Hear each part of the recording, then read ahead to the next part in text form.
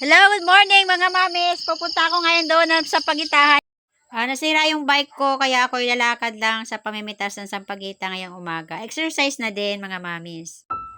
Pag dumating ang mga buwan ng taglamig tulad ngayong December, ay kakaunti ang bulaklak dahil ang daming ulap. At pag inulop ang Sampaguita at nasikatan ng araw, ay ito ay nabubulok.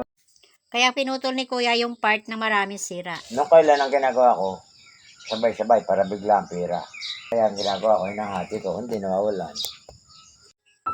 Dito talaga ay ginugugol ni Kuya ang oras niya sa pag-intindi ng kanyang Sampaguitahan. Araw-araw niya itong binibisita at sinisigurado niyang talagang ito ay malinis para hindi tirahan ng mga maninira at hindi masisira ang bulaklak ng kanyang Sampaguita. Pero pag panahon ng tag-ulob, talagang kahit anong gawin ay nasisira talaga ang bulaklak. Kaya pagdating itong mga December talaga walang kita ang mga magsasampaguita. Lahat kami mamimita sa gabi, walang kita dahil walang mapipitas at walang mga bulaklak na madadala sa San Pedro.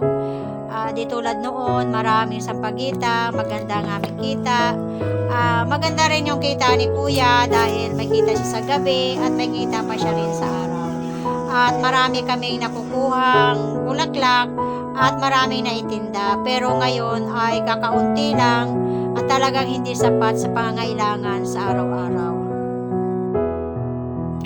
Kasi syempre pagkakaunti yung bulaklak, kaunti rin nakukuha namin.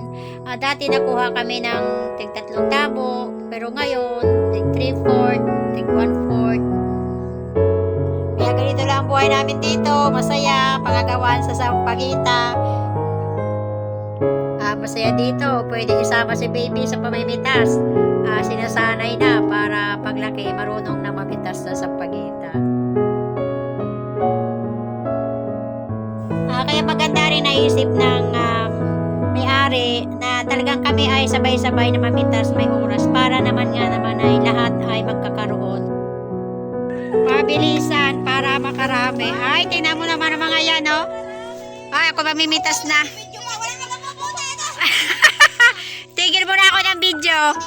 At maraming salamat talaga dito sa may-ari ng Sampaguitahan. God bless you more at saka pagpalain pa kayo at dadami yung inyong bulaklak para kami namang mga magtitinda ng Sampaguita ay magkakaroon din ng sapat na Sampaguita para itinda. Hanggang dito po muna mga mamis. Thank you so much sa panonood. God bless us all at maraming salamat. Bye-bye. At sana wag niyo naman po kalimutan i-subscribe ako at i-click yung notification bell para naman po updated kayo sa aking mga videos. Thank you po.